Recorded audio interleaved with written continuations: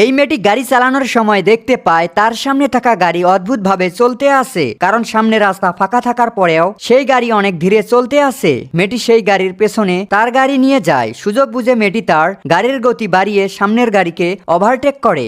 এরপর মেয়েটির বান্ধবী সেই গাড়ি চালককে খারাপ ভাষায় গালি দেয়, কিন্তু তারা এটা জানতো না যে তাদের এমন ব্যবহার তাদেরকে অনেক বড় বিপদে ফেলে দেবে। তারা মনে করে এটা সাধারণ ব্যাপার। তখনই মেয়েটি দেখতে পায় ট্রাকটি জোরে হর্ন বাজিয়ে তাদের দিকে আসতেছে।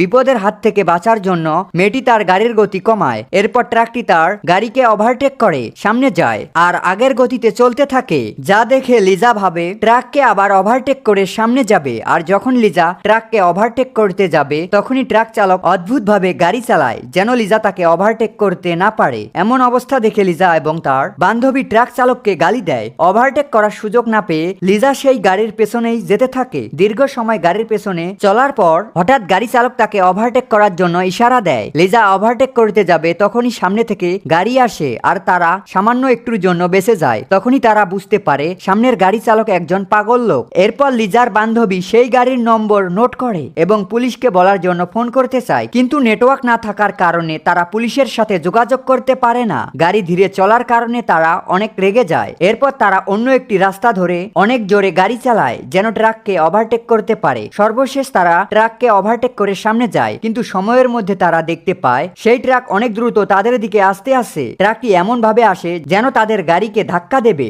ভয় পেয়ে মেয়েটি জোরে গাড়ি চালায়। যখন সামনের হোটেল দেখতে পায় তখন তারা সেখানে যায় এবং পুলিশকে ফোন করার চেষ্টা করে, কিন্তু ফোনে নেটওয়ার্ক না থাকার কারণে পারে না। খাবার খাওয়ার সময় তারা কর্মচারীর কাছে ফোন চায়। কর্মচারী তাদের বলে তার ফোন নষ্ট। কোনো উপায় না পেয়ে তারা সেখানেই বসে থাকে। এরপর যখন বাইরে তাকায় তখন তাদের গাড়ির পেছনে সেই ট্রাকটি দেখতে পায়। তারা বুঝতে পারে গাড়ি চালক তাদের সাথে এই হোটেলে খাবার খাইতে আসে, কিন্তু সে কে তা তারা জানতো না। আশেপাশে তাকাতেই তাদের কাছে একজন লোককে সন্দেহ হয়। লিজা মনের মধ্যে সাহস নিয়ে সেই লোকের কাছে যায় এবং তাকে বলে, তুমি আমাদের কাছ থেকে কি চাও? যা শুনে লোকটি কোনো কিছুই বুঝতে পারে না এবং তাদের পাগল বলে সেখান থেকে চলে যায়। লিজা এবং তার বান্ধবী লোকটিকে দেখতে থাকে। লোকটি ট্রাকের পাশে থাকা একটি গাড়ি নিয়ে সেখান থেকে চলে যায়। তারা কোনো কিছু বুঝার আগে ট্রাকটি চালু হয় এবং সেখান থেকে চলে যায়, যা দেখে তারা ট্রাকের পিছনে দৌড়ায়, কিন্তু গাড়ি চালককে দেখতে পায় না। তারা মনে করে হয়তো এইসব তাদের মনের ভুল। এইসব ভেবে তারা তাদের গাড়ি নিয়ে সেখান থেকে বেরিয়ে পড়ে। অল্প কিছুক্ষণের মধ্যে তারা তাদের গাড়ির পেছনে